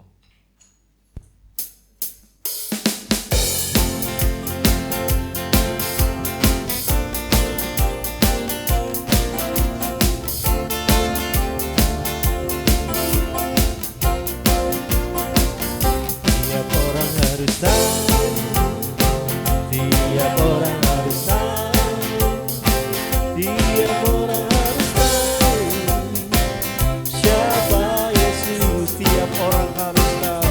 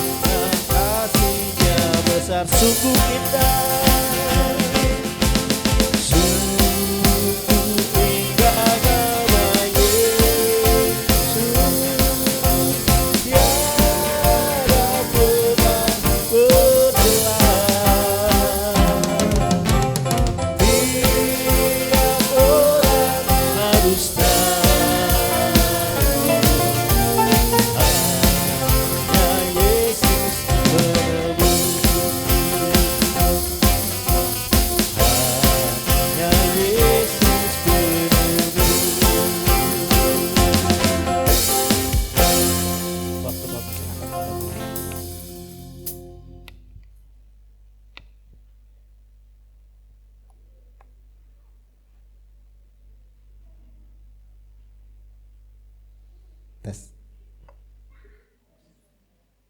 Mari kita akan masuk dalam doa syafaat, akan saya pimpin. Allah Bapa kami yang berada di kerajaan surga yang mulia, kami bersyukur hanya kepada-Mu Tuhan.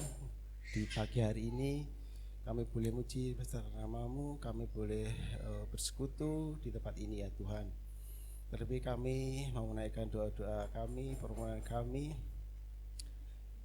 untuk tempat kami berada di gereja-Mu ini ya Tuhan, di lingkungan sekitar kami, di masyarakat Kelurahan Karatonan, kiranya Engkau memberkati setiap masyarakatnya, semua penduduk yang ada di tempat ini, kedamaian, ketentraman, damai sejahtera Engkau curahkan dan lingkungan sekitar Karatonan ini ya Tuhan.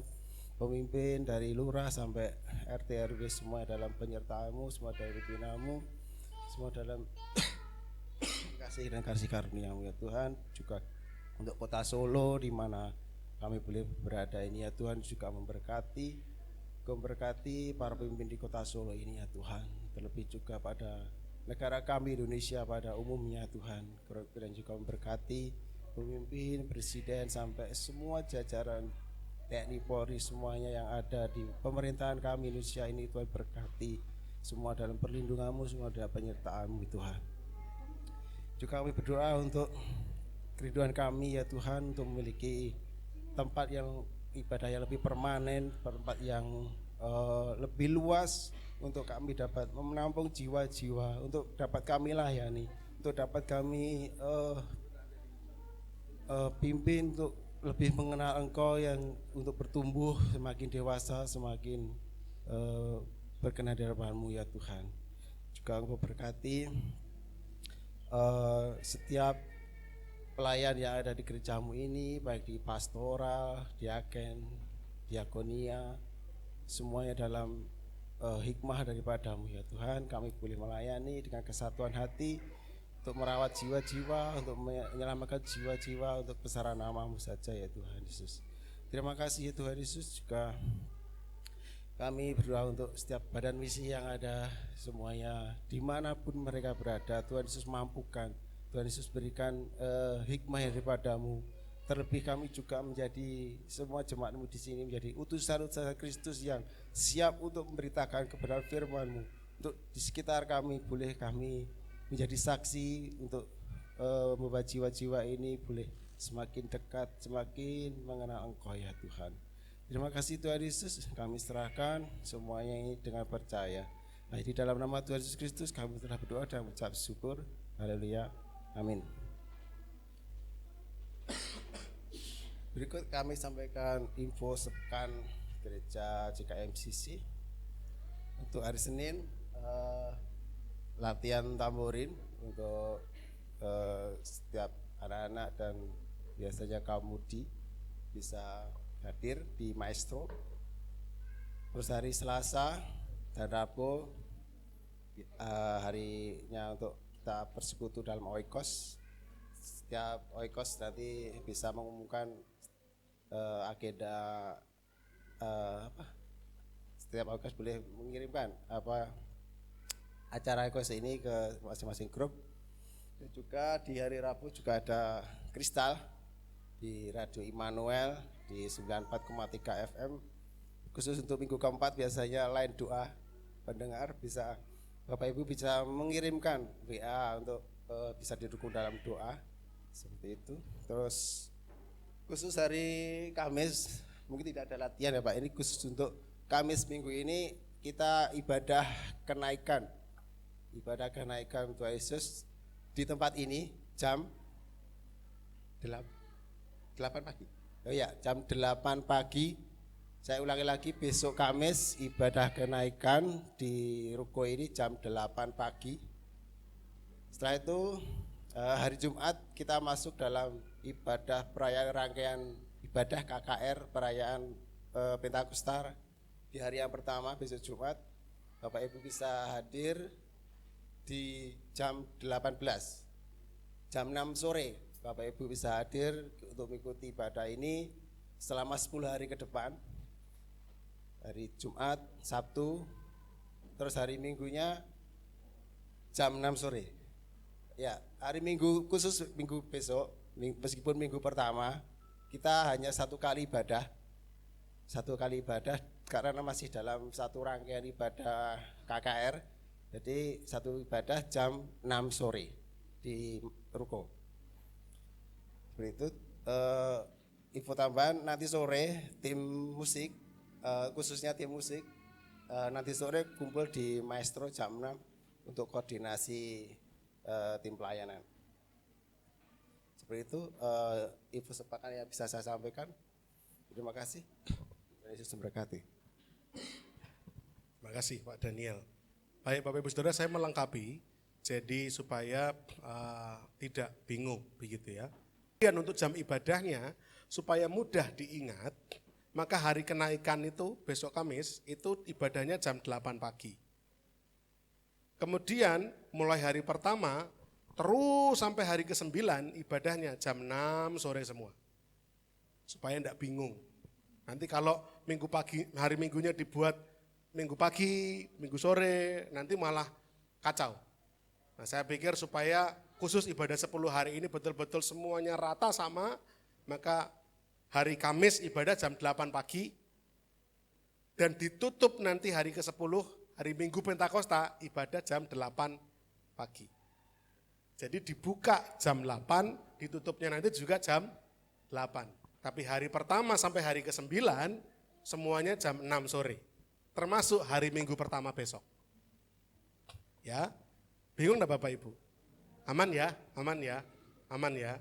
Jadi sekalipun besok Minggu adalah minggu ibadah perjamuan kudus, tetapi kita jadikan satu sekalian jam 6 sore. Nah, kenapa kalau ibadah yang 10 hari itu jam 6 sore? Biasanya kan kalau ibadah sore kita jam 5 ya. Tapi kalau Bapak Saudara ingat tahun-tahun sebelumnya kita ibadah 10 hari pasti juga jam 6. Kenapa? Karena pulang kerjanya kan baru jam 5 sebagian. Nanti kan malah kemerungsung. Jadi ibadah yang 10 hari itu selama ibadah 10 hari itu selama hari pertama sampai hari ke-9 ibadahnya jam 6 sore. Bisa diterima, bisa dipahami nggih Bapak Ibu nggih? Kenaikan jam 8 mulai hari pertama sampai hari ke-9 jam 6 sore, lalu nanti hari Pentakosta, Minggu Pentakosta tanggal 8 Juni jam 8 pagi dan juga bertepatan dengan nanti hari pernikahannya Mas Yonat dan Mbak Alicia. Gak sing keplok ya, kita mendoakan supaya beliau berdua bisa betul-betul mempersiapkan diri. Tanggal 8 Juni tinggal sebentar lagi ya. Beliau berdua, mereka berdua sedang dalam proses kelas katekisasi pranikah. Besok siapa ya? Hari ini apa besok ya yo? Kelas berikutnya hari ini ya. Saya tanyanya ke Alicia karena ke Yonat kadang bingung. Hari ini ada ya Alicia dengan Mas Gren. Mas Gren jangan lupa Mas Gren, nanti sore kelas katekisasi. Ya, itu tambahan pengumumannya. Nanti selesai ibadah saya dengar ada latihan. Nah berarti langsung yang latihan langsung bergerak ngambil kunci latihan dulu sambil yang lain fellowship, ramah tamah, makan siang, dan nanti sekitar setengah 11-an Dewan Penata Layanan yaitu pastoral, penatua diaken tinggal kita mau rapat bulanan. Ya, kita mau koordinasi dan evaluasi. Ya, jangan lupa ya, pastoral, penatua, diaken. Mari kita bangkit berdiri bersama-sama. Puji Tuhan, hari ini penuh sekali. Mas Adris, hari ini sensusnya berapa Mas Adris?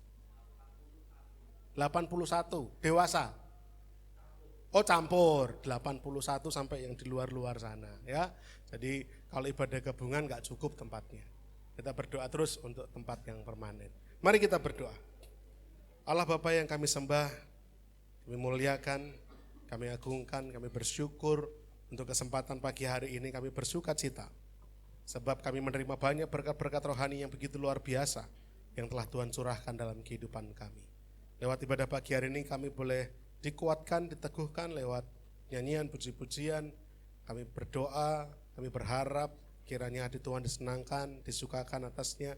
Lewat firman Tuhan kami terus diajar agar menjadi murid-murid Kristus yang sungguh-sungguh militan, menjadi utusan-utusan Kristus yang bergerak mewartakan berita pendamaian, agar orang-orang yang di sekitar kami, orang-orang yang kami kasihi ini sungguh-sungguh boleh berdamai dengan Allah melalui iman kepada Yesus Kristus. Berkati Tuhan setiap kehidupan kami dengan berkat-berkat yang istimewa. Berkati rumah tangga kami menjadi rumah tangga yang harmonis, penuh kasih mesra. Berkati pekerjaan tangan yang kami kerjakan. Tuhan buat berhasil, Tuhan buat beruntung, terus bertumbuh berlipat kali ganda. Mendatangkan hasil yang menghidupi kami maupun juga kami pakai untuk memberkati banyak orang di sekeliling kami. Berkati juga Tuhan pendidikan anak-anak kami. Berkati mereka dengan prestasi-prestasi yang luar biasa, nilai-nilai yang luar biasa, bahkan kesempatan-kesempatan dalam beasiswa untuk mereka boleh sungguh-sungguh menjadi garam dan terang dunia dimanapun Tuhan menempatkan mereka. Berkati kesehatan kami semua Tuhan, kami semua dalam keadaan baik, dalam kesehatan sehat yang prima, dijauhkan dari sakit penyakit yang mengancam nyawa, kami semua dalam keadaan sehat, fit. Terkhusus juga untuk Opa Sirun yang kontrol di Penang hari-hari ini. Tuhan memberkati, menjagai, biarlah kiranya hasil kontrol yang didapatkannya adalah hasil yang terbaik yang daripada Tuhan. Juga untuk Pak Anton yang mendapatkan rujukan untuk boleh menindaklanjuti sakit yang dideritanya. Tuhan buka jalan. Kiranya Tuhan menolong Pak Anton agar boleh melewati proses pengobatan yang terbaik, bahkan pendanaan yang diperlukan Tuhan cukupkan, Tuhan pelihara. Kami percaya Tuhan kami Allah Jehovah Jireh yang mencukupkan, menyediakan segala yang kami perlukan. Dan Tuhan melakukan itu semua untuk demi kebaikan kami. Terima kasih Bapak di surga, terima kasih. Aktivitas selama sepekan kami serahkan dalam tangan Tuhan, khususnya ibadah kenaikan Tuhan Yesus, dan juga akan terus dilanjutkan dengan rangkaian ibadah 10 hari peringatan pencurahan Roh Kudus. Kiranya Tuhan memberkati setiap kami semua, jemaat semua, agar terus antusias, berkobar-kobar untuk mencari Tuhan, bahkan sungguh-sungguh beribadah, agar hidup kami semakin hari semakin serupa seperti Kristus. Kami membaktikan diri untuk hormat kemuliaan nama-Mu. Sebentar kami akan pulang, Tuhan jagai sertai, kami tiba di rumah dengan selamat, jauhkan dari mara bahaya kecelakaan, dan tibakan kami berkumpul dengan sanak saudara kami, untuk kami dapat bersaksi kepada mereka tentang kasih dan kebaikan Tuhan. Dan sebelum kami akan pulang Tuhan, bersama-sama kami akan menerima berkat-berkat Tuhan. Jemaat Tuhan yang dikasih oleh Tuhan, bukalah kedua tanganmu dan dengan iman terimalah berkat Tuhan. Tuhan memberkati engkau dan melindungi engkau. Tuhan menyinari engkau dengan wajahnya, memberi engkau kasih karunia. Tuhan menghadapkan wajahnya kepada saudara sekalian dan memberi saudara damai sejahtera. Sebagai murid-murid Kristus, pergilah dengan keberanian dari Tuhan, memberitakan Injilnya, mengasihi dengan kasih Kristus dan melayani dalam kuat kuasa Allah Roh Kudus. Kiranya berkat-berkat ilahi daripada Allah Bapa, cinta kasih, kemurahan, kasih sayang Tuhan kita Yesus Kristus, dan juga persekutuan bersama Allah Roh Kudus senantiasa tercurah berlimpah-limpah, termaterai dalam hatiku dan hatimu, mulai pagi hari ini sampai Maranatha Tuhan datang kedua kalinya. Dalam nama Tuhan kami Yesus Kristus, saya menaikkan syukur doa kami. Haleluya. Amin. Bila engkau tak besertaku, ku tak mau berjalan.